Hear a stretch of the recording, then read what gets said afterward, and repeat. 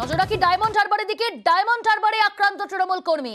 মশাট হাটে পঞ্চায়েত সদস্য পার্বতী জনার ছেলের উপর হামলার অভিযোগ বিজেপি কর্মীর বিরুদ্ধে। ধারালো অস্ত্র দিয়ে কোপানোর অভিযোগ। আহত তৃণমূল কর্মী কৌশিক জানা। হামলা চালানোর ঘটনায় গ্রেপ্তার বিজেপি কর্মী, যদিও অভিযোগ অস্বীকার বিজেপি।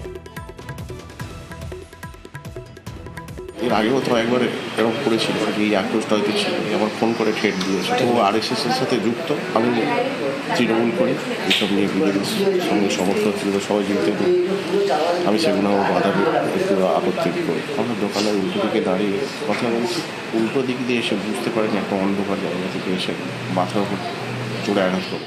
বিজেপি ছেলে ওই নবই করেছে, রাগ হিংসা পার্টি করছে। ভালো ছেলে আমার, যে ডাকে তার কাছে যাই, সহ্য করতে পারে না, সেই জন্যই করছে। সব দাঁড়িয়েছিল, হঠাৎ পিছন থেকে গিয়ে এইরকম অ্যাটাক করেছে, বড় ভোজালি দিয়ে মেরেছে। ছেলের এখন খুব খারাপ অবস্থা, ওই বিজেপি করে, ওকে শাস্তি চাই।